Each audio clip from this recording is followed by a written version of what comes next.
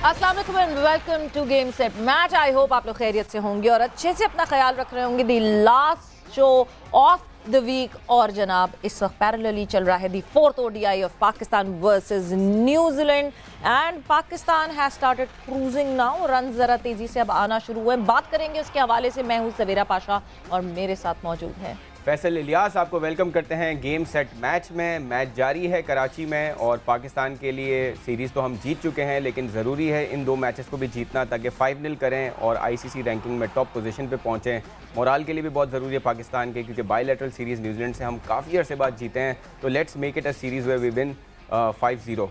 और बहुत सारी टीम में आज चेंजेस हैं, उसके हवाले से बात करेंगे। दीगर स्पोर्ट्स को भी कवर करेंगे, लेकिन शो का आगाज़ करते हैं व्हाट्सअप सेगमेंट से। बिल्कुल जी। सो व्हाट्सएप इन स्पोर्ट्स में सबसे पहले बात करते हैं ऑब्वियसली चौथा वनडे। सो पाकिस्तान न्यूजीलैंड के खिलाफ चौथे वनडे में बैटिंग जारी है। ओपनर शान मसूद और फ़खर जमान पहली विकेट के लिए लंबी पार्टनरशिप में नाकाम रहे और फ़खर जमान एक बार फिर मैट हेनरी का शिकार हुए। टोटल एक डेजवू फीलिंग थी, जिस तरह फिर से फ़खर उसी तरह आउट हुए।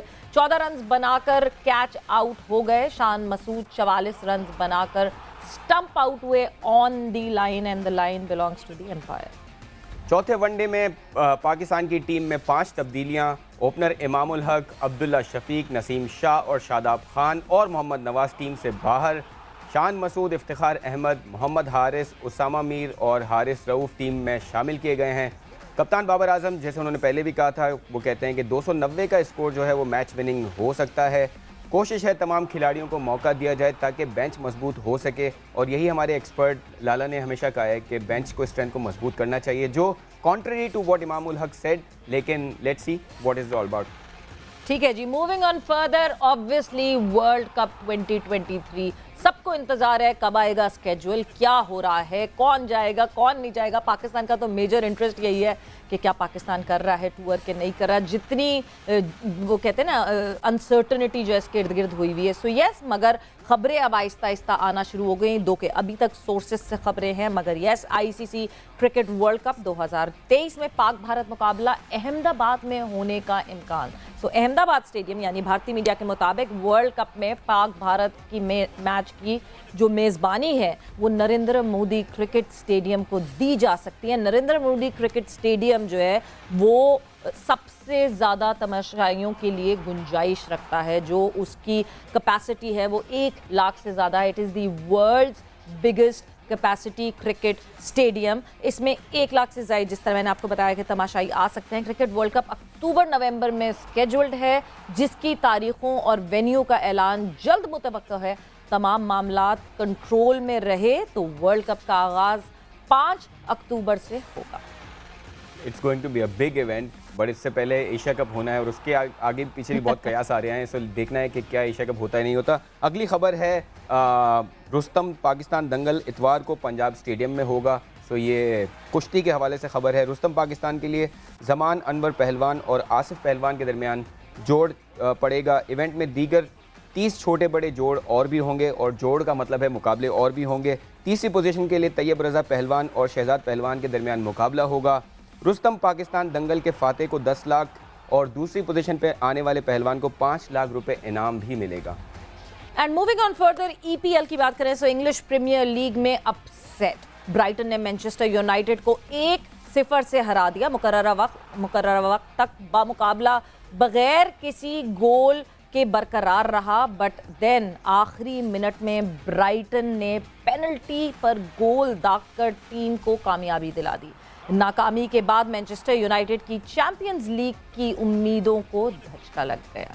And that is it from WhatsApp in sports. और जाहिर सी बात है आज हमारा ज़्यादा फोकस डिस्कशन का इसी सीरीज़ पे रहेगा, that is Pakistan versus New Zealand, क्योंकि एक अच्छी जो एक चीज़ सामने नज़र आई है, हम हमेशा कहते हैं विनिंग कॉम्बिनेशन खिलाएंगे और विनिंग कॉम्बिनेशन पे जाना चाहिए और नहीं ज़्यादा ट्वीकिंग करें, मगर आज जब टीम में 5 तब्दीलियाँ हुई हैं तो उससे इस बात का ज़रूर अंदाज़ा होता है कि बहुत सारा इन्फ्लुएंस जो सपोर्ट स्टाफ है, जो सपोर्टिंग टीम है, जो कोचिंग स्टाफ है, उनका बहुत ज़्यादा जो है शायद इस डिसीजन में कंट्रीब्यूशन होगा। बिकॉज एक अलग चीज़ दिखी कि इतनी सारी तब्दीलियाँ एक साथ हमें टीम पाकिस्तान में दिखी, and which is a very very good decision. मुझे ऐसा लगता है फैसल, हम बार बार जिस तरह बात करते हैं कि बेंच बेंच बेंच, क्यों हम बेंच को चांस नहीं देते। This is the ideal situation जिस वक्त हम बेंच को चांस दे सकते हैं, बिकॉज यही तो 2 ODIs हैं। इसके बाद हमें पता ही नहीं है कि क्या हम अफगानिस्तान के अगेंस्ट खेलेंगे कि नहीं खेलेंगे, एशिया कप का क्या फ्यूचर है। सो यही करें जो ट्राई करें। और दूसरा ये कि हम एक्सपर्ट्स ही हैं जो कहते रहते हैं कि आप उसामा मीर को चांस दें। आज वो मौका दिया उन्होंने। अगर आप शान मसूद को खिला रहे हैं तो उनको ओपनर खिलाएं, वो भी आज टीम ने किया। सो आई थिंक इन 5 प्लेयर्स को जो उन्होंने चेंज किया है, तो हमारी टीम और हमारे मैनेजमेंट, हमारे कप्तान को काफ़ी क्रेडिट जाता है कि वो ऑल द बॉक्सेस को टिक करने वाली बात कर रहे हैं कि अगर लोग कह रहे हैं कि शान मसूद को ऊपर चांस दे तो वो दे रहे हैं, क्योंकि वो नंबर 4 पे फेल हुए हैं, which is a very good sign कि उनको ओपनर भेजा गया। ऑल्दो वो आउट हो गए, इट्स अनफॉर्चुनेट। वो भी हम देखेंगे कि शायद उनका डिसीजन भी थोड़ा कंट्रोवर्शियल था। It was a very very close call. मतलब हम कहते हैं कि ऑन द लाइन हमेशा जो है वो बेनिफिट दिया जाता है बैटर को, मगर the line belongs to the umpire जो डिसीजन लेना चाहे वो डिसमिसल हम आपको यहाँ स्क्रीन पे दिखा भी देते हैं। सो ये कि हम सब मिलके डिसाइड कर सकें कि क्या, मगर जो डिसीजन फाइनल वो फाइनल अंपायर के पास है, veto. And it was totally on the line. और खास तौर पे अंपायर ने ये कहा कि there is nothing behind the line, so maybe that is what made him out. क्योंकि वो ऑनेस्टली बहुत कैजुअली खड़े हुए थे, और एकदम से जब वो स्टंप के लिए उन्होंने थोड़ी सा पाँव पीछे किया, तो yes he was on the. और आप देखें कितनी बार ऐसा होता है कि जब एक प्लेयर थोड़ा स्ट्रगल कर रहा होता है, हालांकि वो अच्छे रन्स कर चुके थे और अभी टाइम था कि शायद वो इसको कैपिटलाइज करते और इनिंग्स बड़ी करते, तो जब बैट्समैन फॉर्म में नहीं होता तो उसका लक भी थोड़ा साथ नहीं देता। But it was a okay kind of N inning. और जो हमारा ये था कि ओपनिंग में अच्छा करेंगे, तो शान मसूद ने अच्छा किया। और आई थिंक अगर न्यूजीलैंड की साइड टॉप साइड नहीं है तो आज 5 चेंजेस के बाद अगर आज हम जीते हैं इंशाल्लाह, तो हम ये भी कह सकते हैं कि हमने भी अपनी बेंच को यूज करके भी मैच जीता है, which is also very important. ये ट्रस्ट दिखाना बहुत जरूरी है फैसल। मतलब आप ये सोचें कि टीम पाकिस्तान अपनी बेंच को खिला रही है, और अब इस बेंच से कहे कि तुम लोगों ने जो है वो हमें नंबर 1 बनाना है, कितना बड़ा मोरल बूस्टर होगा। बट खैर ऑब्वियसली हम आज के इस मैच के हवाले से बात करेंगे, और पाकिस्तान का जो सफ़र रहेगा वर्ल्ड कप तक उसके वाले से भी बात करेंगे, क्योंकि हमारे साथ जो है वो senior sports journalist Leena Aziz मौजूद हैं। सो लीना जी, अस्सलाम वालेकुम and welcome to game set match. वालेकुम सलाम Sawera, hope you are well and thank you for having me. So आप बताएं, आप खैरियत से हैं? बिल्कुल, हाँ जी बिल्कुल, एंजॉय हो रहा करके दुबई से इधर से आई एम बैक एंड या thank you, I am well, thank you.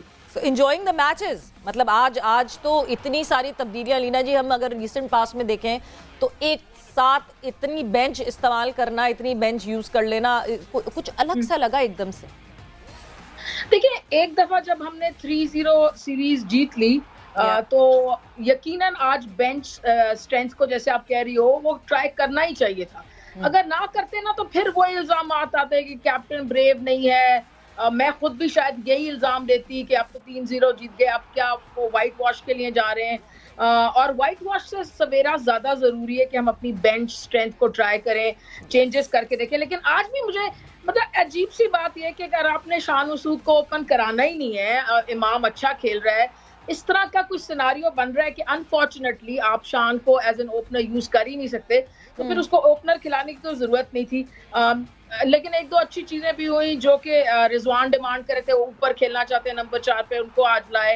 और 1-2 उसामा मीर को दोबारा चांस दिया, उधर टिकनर और नीशम को वापस लाए New Zealand. So interesting scenario develop हो रहा है। लेकिन फिर भी मुझे ख्याल है कि आज शाहीन को भी रेस्ट देना चाहिए था, उसकी जगह आप जमान को खिला सकते थे, क्योंकि शाहीन ने आगे बहुत खेलना है और उसको अभी इंजरी हुई है। और लीना जी, एक चीज, सॉरी मैं आपकी बात काट रही हूँ, क्योंकि शान की आपने बात की, मैं उस पर जरूर वो क्या ऐसा, अब मतलब ये इंडिकेशन ये आ रही है कि शान को हम एज अ बैकअप ओपनर रखेंगे अपने साथ, बिकॉज हमने चौथे पे देख लिया Shan is not delivering that way on number 4, और number 4 is a very very important place. So अब ऐसा लगता है कि शान जो है वो एज बैकअप ओपनर रहेंगे। Obviously it would be a long journey, world cup है, इंसान है सारे क्रिकेटर्स, गॉड फॉरबिड कोई इंजरी हो जाए तो शान रेडी हो। लेकिन शान को एक मैच पे अच्छा ना परफॉर्म करने पे आप ये कह सकते हैं कि वो नंबर 4 का बैट्समैन ही नहीं है। वो रेगुलरली पहले भी कर रहे थे। हाँ। जी लीना जी, हाँ नहीं, आप बिल्कुल सही कह रही हैं कि विकेट कीपर भी आपको एक्स्ट्रा लेके जाना चाहिए, ओपनर भी लेके जाना चाहिए। बिल्कुल ये बात से मैं इत्तेफाक करती हूँ। लेकिन मुझे लगता है कि मतलब इस वक्त जो पाकिस्तान के पास ओपनिंग पेयर है वनडे में, उससे अच्छा पेयर अवेलेबल नहीं है। रिजवान भी जरूरत पड़े तो ओपन कर सकते हैं। तो अगर आपने किसी को ट्राई करना है तो आप मतलब अब तो ये हो चुका है, अब होगा नहीं वो। अगर आप लेफ्ट हैंडर कोई ट्राई करना चाहते थे तो आप साइम को भी पिक कर सकते थे, जेन्युइन ओपनर है, एग्रेसिव भी है।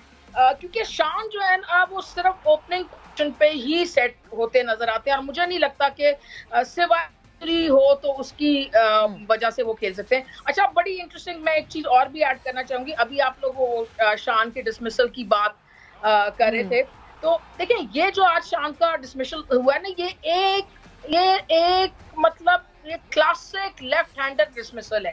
ये जो ड्रैग करते हैं ना लेफ्ट हैंडर अपनी टांग को और वापस नहीं ला सकते, ये आप चाहे कुक ले लें, आमिर सुहेल ले लें, वसीम अकरम ले लें, शान मसूद ले लें, ये इनका क्लासिक डिसमिसल है। and his foot was on the line and the line is obviously belongs to the umpire।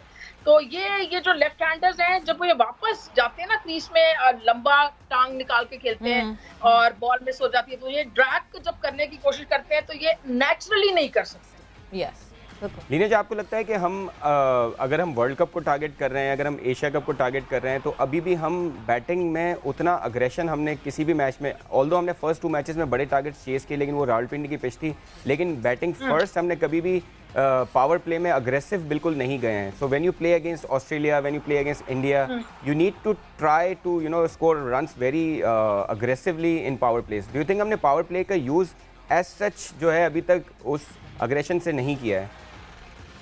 देखिए, जो T20 का पावर प्ले होता है वनडे का स्लाइटली डिफरेंट होता है। अगर आप पहले 10 ओवर में 60-65 कर रहे हैं in 1 day, so you're not doing badly, and both these players are doing that, and then Fakhar especially has the ability to accelerate, and we've seen के अभी हाल ही में इमाम ने भी अपनी फुटवर्क में, अपनी स्ट्रोक मेकिंग में बड़ा एग्रेशन लाए हैं।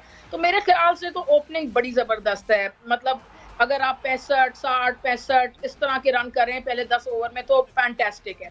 जहां पर एग्रेशन की जरूरत है मुझे लगता है वो मिडल ऑर्डर है। वहां पर मैं कहती हूँ कि इफ्तिखार, इमाद और मोहम्मद हारिस, इन तीनों को यूज करना चाहिए हमें।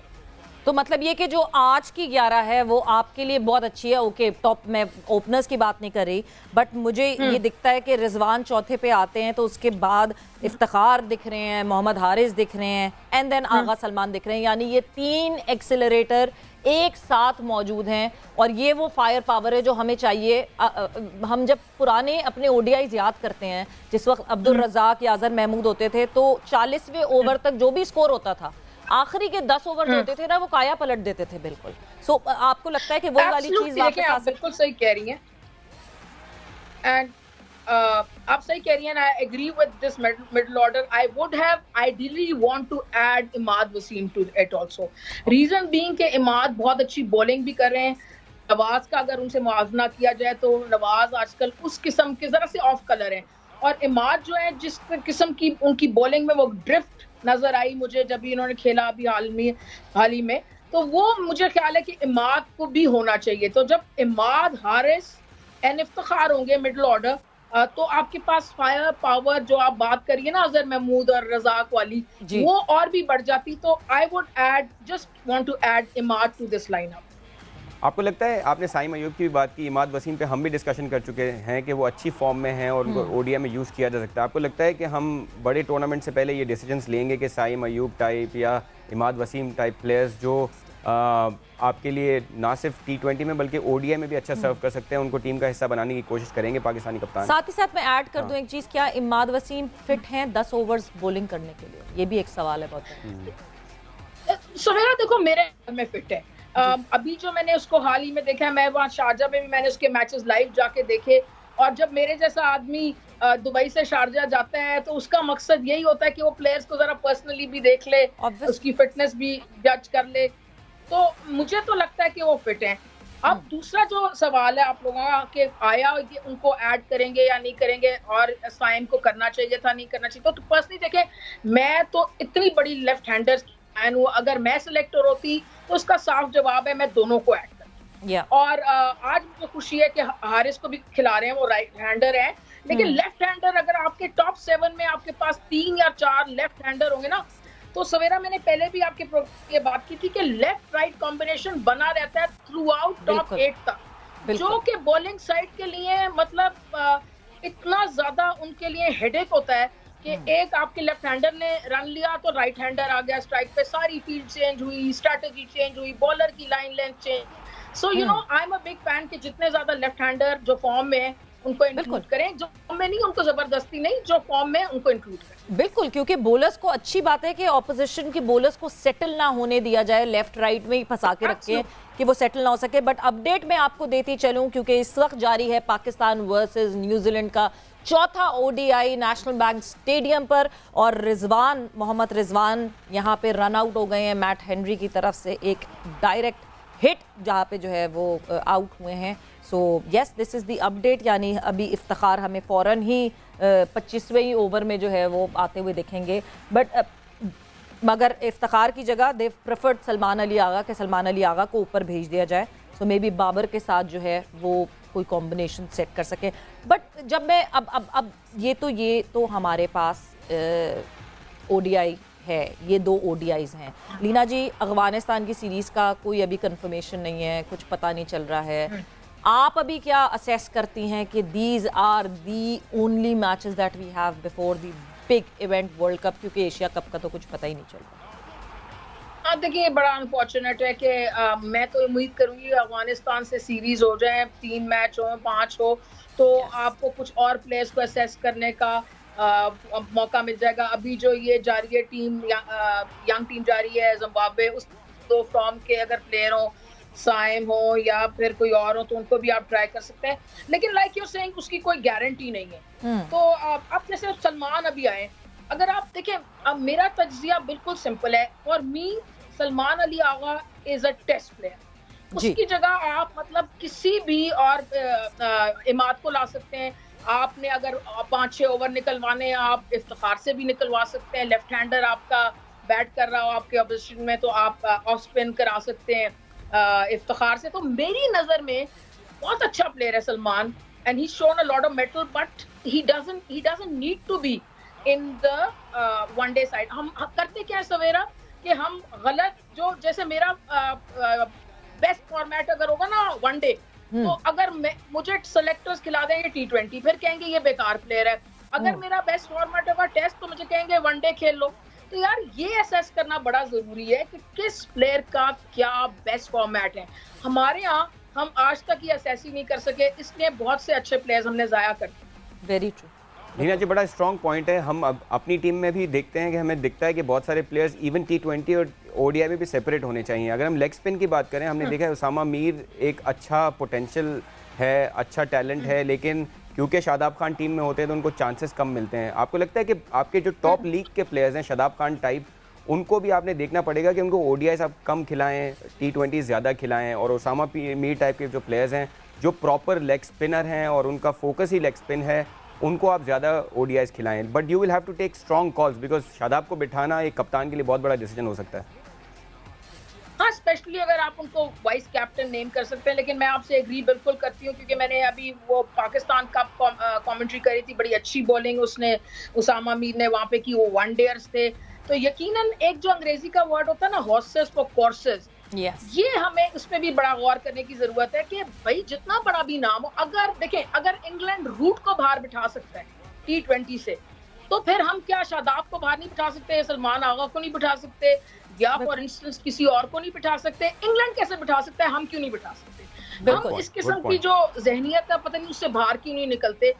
ऐसा करना जरूरी है कि हमारे लिए सबसे ज्यादा फायदेमंद प्लेयर किस फॉर्मेट में कौन सा होगा, बहुत ज़रूरी है। और उसके साथ साथ रोटेशन पॉलिसी पे ध्यान रखना बहुत ज़रूरी है। आज मुझसे किसी ने सवाल पूछा कि शान अगर आज यहाँ सेंचुरी मार देते तो फिर क्या होता, कि इमाम नहीं खेलते क्या और शान को खिलाया जाता? तो नहीं, जो आया है दूसरे एज बैकअप, वो बैकअप ही रहना चाहिए। बट वक्त एक ब्रेक का हुआ है, ब्रेक पर जा रहे हैं। लीना जी, आपने बात की पाकिस्तान कप की। सो पाकिस्तान कप के इस साल के टॉप स्कोरर जो हैं वो तैयब ताहिर थे, जो कि इर्द गिर्द कहीं भी नहीं दिख रहे। सो मैं लीना जी से जानूंगी तैयब ताहिर के हवाले से। भी ब्रेक पर जा रहे, ब्रेक से वापस आएंगे तो डिस्कशन करेंगे कब। ठीक है। And welcome back to game set match in conversation with Leena Aziz. और बहुत मजे की डिस्कशन चल रही है, but before we move any further, क्योंकि इस वक्त ये प्रॉपर टाइम है इस बात करने का, Babar Azam another half century for Babar Azam. और क्या सेंचुरीज की भरमार लगा दी है दी बाबर आजम। मतलब मैं कहूँ कि पाकिस्तान के लिए एक तोहफा, एक गिफ्ट है बिल्कुल। और ये कोई छोटी बात नहीं है कि 5000 रन जोड़ देना, 17 जिसमें जो है वो सेंचुरीज हों at an average of 60 is no joke at all. So Babar Azam is a blessing for team Pakistan, and Babar Azam should definitely realize कि ये जो golden time frame है उस पर पूरा lucratively जो है वो उनको उस lucrative time frame को totally अच्छे से जो है उसको avail करें। और जहाँ मैं ये list देखती हूँ तो look at the legends that he is among now। और फास्टेस्ट यानी 97 इनिंग्स में हाशिम आमला हैं जिन्होंने 101 इनिंग ली थी 5000 रन करने के लिए। सर विवियन रिचर्ड्स हैं जिन्होंने 114 इनिंग्स ली थी। विराट कोहली ने भी 114 इनिंग्स ली थी 5000 रन करने के लिए। एंड डेविड वार्नर ने 115 इनिंग्स ली थी 5000 रन करने के लिए। What a superb feature that is, and another feather in the cap for Babar Azam जी।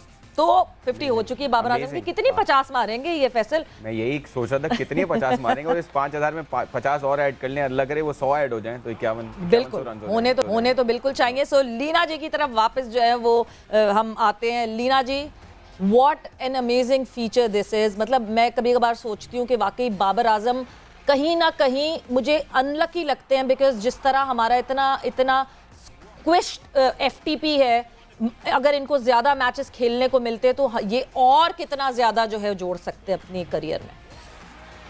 देखो आप बिल्कुल सही कह रही हो, इतना शानदार प्लेयर है, मतलब यार टेम्परामेंट शानदार है। हर मैच आफ्टर मैच 50-100 रन बनाने ये आसान नहीं है। डिफरेंट ऑपोजिशंस में, डिफरेंट पिचों पे, कंडीशंस डिफरेंट। तो ये जैसे यू वर सेइंग ना कि ब्लेसिंग है पाकिस्तान के लिए, बिल्कुल। और ये मैच पाकिस्तान को अनफॉर्चुनेटली कम मिलते हैं, अगर ज्यादा होते तो पता नहीं कौन कौन से रिकॉर्ड बाबर तोड़ देते। बट एक और अनफॉर्चुनेट बात है और बड़ी मजेदार बात ये है, और बाबर आजम के जो हम खुद भी बहुत बड़े फैन हैं, लेकिन जो एक और ही किस्म के एक और लेवल पे फैन होते हैं ना, तो वो जब आप जैसे ही बाबर आजम की कप्तानी की कोई अगर उस पर नुक्ता चीनी करें या कोई पॉइंट आउट करें चीज, तो वो मिक्स कर देते हैं Babar Azam the batter and Babar Azam the captain. तो जो बाबर आजम द बैटर है ना, वो तो इस वक्त दुनिया में सुपीरियर तरीन है। लेकिन जब बाबर आजम द कैप्टन की बात होती है तो कई दफा बहुत सी चीजें आगे आती हैं। कई लोग नहीं चाहते कि वो कप्तान हो। वो उसकी वजह भी ये है कि वो चाहते हैं कि ये खुल के पाकिस्तान के लिए बैटिंग करें और कप्तानी का जो बोझ है किसी और पे हो या तीनों फॉर्मेट के ना हो।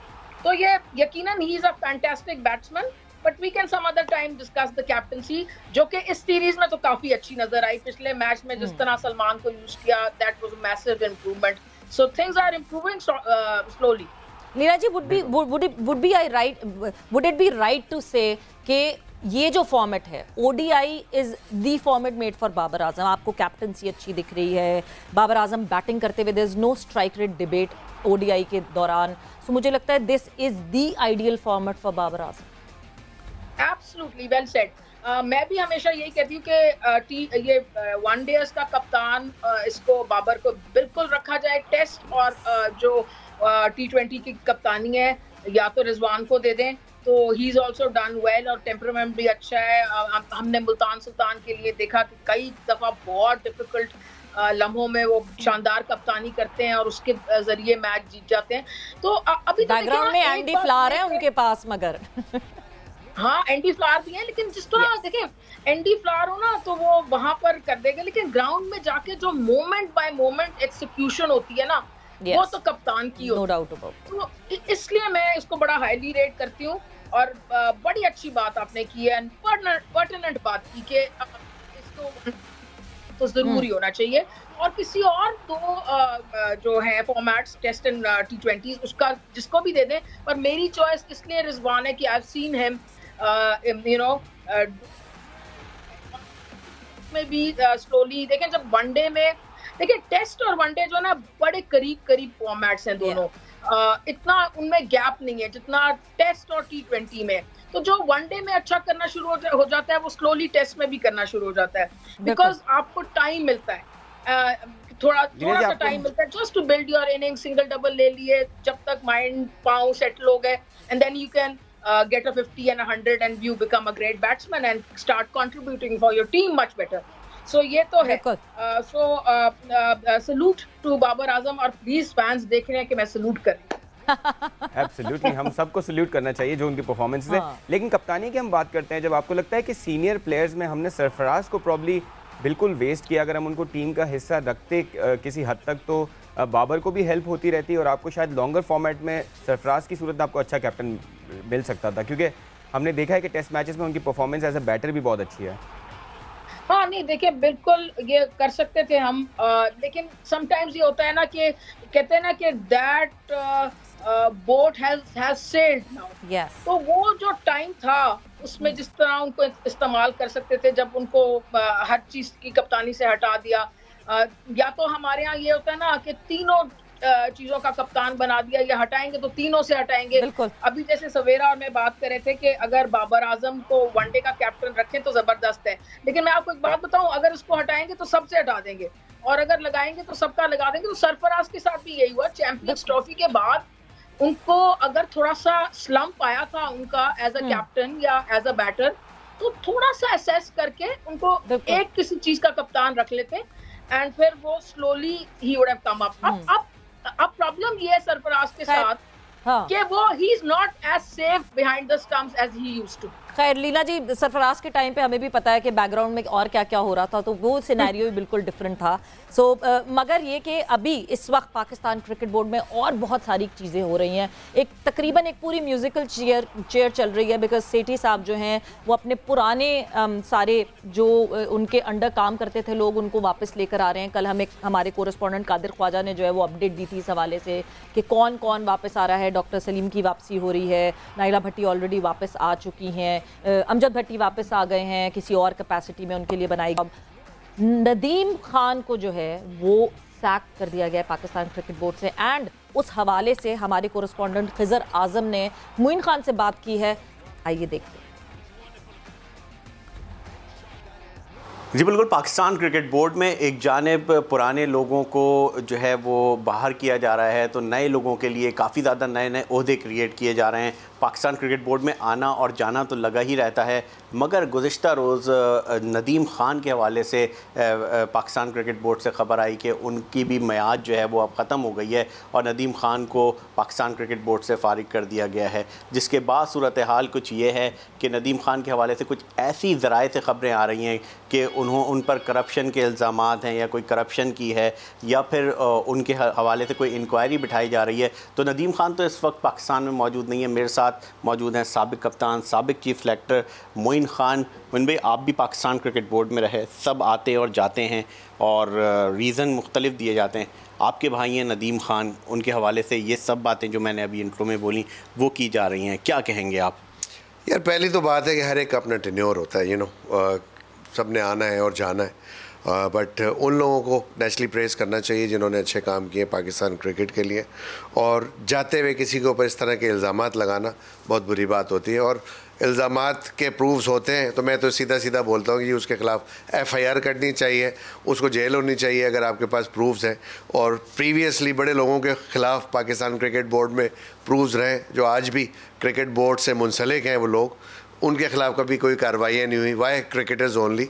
तो बहुत अफसोस होता है जब क्रिकेटर्स के बारे में इस तरह की कोई बातें सामने आती हैं, तो अफसोस होता है। Of course Pakistan cricket board में हमेशा हमने देखा है कि दौरा मेयार रहा है, जैसे आपने बोला कुछ लोगों के लिए क्रिएट की जाती हैं अपॉर्चुनिटीज़, सीट्स क्रिएट की जाती हैं, तो ये तो हमेशा रहा है, हमने देखा है, जो कि गलत है और कोई सद्देबाब नहीं है इसका। तो प्राइम मिनिस्टर ऑफ पाकिस्तान को इंटरवीन करना चाहिए इन चीज़ों के अंदर, आइन को ठीक करवाना चाहिए पाकिस्तान क्रिकेट बोर्ड के, और सेठी साहब इस वक्त मौजूद हैं, एक समझदार इंसान है, उनके गिर्द बहुत से ऐसे लोगों का इस वक्त मैं कहूँगा टोला मौजूद है जो उनको मिसगाइड करता रहता है और उनकी बातों में आ जाते हैं। वो सिर्फ शायद अपनी सीट को बचाने के चक्करों में कि मुझे इवेंचुअली वोट मिल जाएंगे, और यही वजह है कि अगले 2 महीने उन्होंने इस वक्त बढ़वा लिए हैं अपने गवर्नमेंट से कि हम इलेक्शन करा लेंगे, क्योंकि अभी तक वो लोग काबू नहीं आए होंगे शायद उन लोगों के जो इनके एडवाइज़र्स हैं।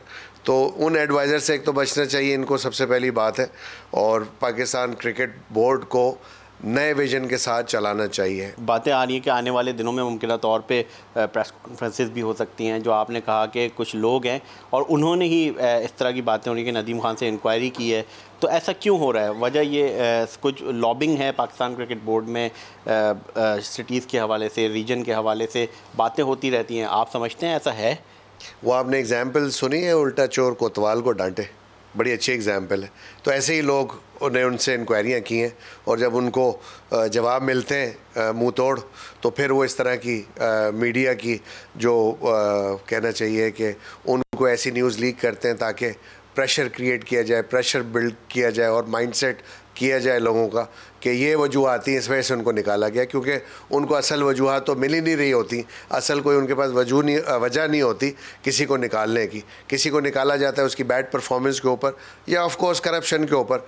जब दोनों ही चीज़ें नहीं मिलेंगी तो आप सोच लें, तो ये वही लोग हैं जो ये इस तरह के काम कर रहे हैं और ये टाइम टू टाइम क्रिकेटर्स के ख़िलाफ़ करते रहते हैं। जब उनको कोई चीज़ नहीं मिलती तो ऐसी ही लाइनें दी जाती हैं मीडिया को और ऐसे ही माइंडसेट कराया जाता है लोगों का। आखिरी सवाल, कोई सवालनामा रखा गया है नदीम खान के सामने, और अगर कोई चाहता है तो फिर आप जवाब देंगे इसका? नहीं, मेरे सामने नदीम खान ने नेचुरली अपनी ऑफ कोर्स उन्होंने जॉब की है, वो खुद जवाब दे हैं उस चीज़ के, और वो नेचुरली बिल्कुल, मैं तो भाई के नाते तो नहीं, बट मैं एज ए क्रिकेटर के नाते ये बात कर रहा हूँ, क्योंकि नदीम को खैर एज अ भाई ऑफ कोर्स मैं जानता हूँ और मुझे उनकी इंटेग्रिटी का पता है, बहुत अच्छी इस तरीके से पता है, और जिन लोगों ने साथ उनके काम किया उनको भी पता है। लेकिन बेचारे सब जॉब कर रहे हैं तो किसी का मुंह नहीं खुलेगा इस वक्त, ये तो हमने देखा है हमेशा से। बहुत से लोग जो आपके साथ आपकी टीम का हिस्सा बन के चल रहे होते हैं आपके साथ, जब आप पे टफ़ टाइम्स आते हैं तो आप कभी भी नहीं बोलते। तो ऐसे बहुत कम लोग हैं जिनके अंदर कैरेक्टर है या लोग बात करते हैं मुंह पे, बट मोस्टली वो लोग हैं जिनके पास और कहीं जॉब की कोई गुंजाइश नहीं होती, तो उन्होंने तो यही जॉब करनी है, वो कभी भी नहीं बोलेंगे। सो पीएम से तो मैं तो गुजारिश करूँगा, ये तमाम चीज़ें जिस वक्त भी क्रिकेट बोर्ड में इस तरह की चीज़ें होती हैं और जब आप किसी को नॉमिनेट करते हैं तो किसी ऐसे इंसान को नॉमिनेट करें जो इसमें इंसाफ करे, ना कि वो अपने लाइक माइंडेड लोगों को लेके आए और जो तमाम सिस्टम है उसको रुइन कर डाले। बहुत बहुत शुक्रिया। साबिक कप्तान, साबिक चीफ सेलेक्टर मोइन खान हमारे साथ मौजूद थे। उनका कहना था कि पसंद नापसंद के बजाय इंसाफ की बुनियाद पर फैसले होने चाहिए। लीना जी, आपने ये गुफ्तगू सुनी होगी, क्योंकि जो है मोइन खान ने बड़ी बहुत ओपनली और खुल के ये बात की है कि अक्सर जो है वो चेयरमैन के जो इर्द गिर्द लोग होते हैं वो ज़्यादा क्योस क्रिएट करते हैं। And you have been following Pakistan cricket since pretty long, Pakistan cricket board का भी आपको माहौल अच्छे से पता है। कौन है ये इस वक्त करंटली, कौन लोग हैं जो इर्द गिर्द हैं जो सेठी साहब को शायद कान भर रहे हैं कि सेठी साहब के? यार देखो सर, ये तो मैं एग्जैक्ट नहीं कह सकती कि मैं खुद नहीं हुआ, लेकिन देखें पाकिस्तान का तरीका ही रहता है कि एक जो नई गवर्नमेंट आती है उसके साथ नया चेयरमैन आ जाता है। एक तो मैं ये कहूंगी कि ये तरीका कार तर्क करते हैं। अब गवर्नमेंट के साथ चेयरमैन पीसीबी का क्या ताल्लुक है? अगर एक आदमी आ रहा है, वो काम कर रहा है, चाहे वो रमीज हो या चाहे सेठी साहब हो, जो भी हो, उसका टेन्योर अलाउ करना चाहिए 4 साल का या 5 साल का। और पाकिस्तान जो प्राइम मिनिस्टर है ना, उसकी बिल्कुल ये सवाबदीद नहीं होनी चाहिए कि वो किसको भी लगा दे, चाहे कोई भी प्राइम मिनिस्टर हो। बाय द वे, मैं किसी एक प्राइम मिनिस्टर के लिए नहीं कह रही, मैं कह रही जो भी प्राइम मिनिस्टर पाकिस्तान हो, उसका ये क्रिकेट से ताल्लुक नहीं होना चाहिए। क्रिकेट का एक अपना कॉन्स्टिट्यूशन होना चाहिए, अपना इलेक्शन हो। अगर एक आदमी 4 साल के लिए इलेक्शन जीत के आता है, प्रॉपर कॉन्स्टिट्यूशन के तहत इलेक्शन हो, तो फिर जो मर्जी गवर्नमेंट हो उसी आदमी को कंटिन्यू करना चाहिए। यानी ये पेट्रन इन चीफ वाली शिक हटा देनी चाहिए ना, फिर पेट्रन इन चीफ जब तक, हाँ बिल्कुल ये आईसीसी को करना चाहिए, ये आईसीसी को कहना चाहिए कि भाई ये कोई तरीकाकार नहीं है। पाकिस्तान क्रिकेट की बेहतरी इसमें ही है कि जो भी इलेक्शन जीत के आए, कॉन्स्टिट्यूशनली आए, as the chairman Pakistan cricket board वो कंटिन्यू करे। Thank you so much Leena ji, आपके पॉइंट ऑफ व्यू का thank you so much Leena for your time. और व्यूअर्स का टाइम हमारे शो का ख़त्म हुआ चाहता है, शुक्रिया अदा करेंगे। और ये इस हफ्ते का आखिरी शो था गेम सेट मैच का। उम्मीद करते हैं आप अपना ख्याल रखेंगे और अगले हफ्ते आपसे फिर मिलेंगे गेम सेट मैच में। Keep watching our show, we'll see you tomorrow next week.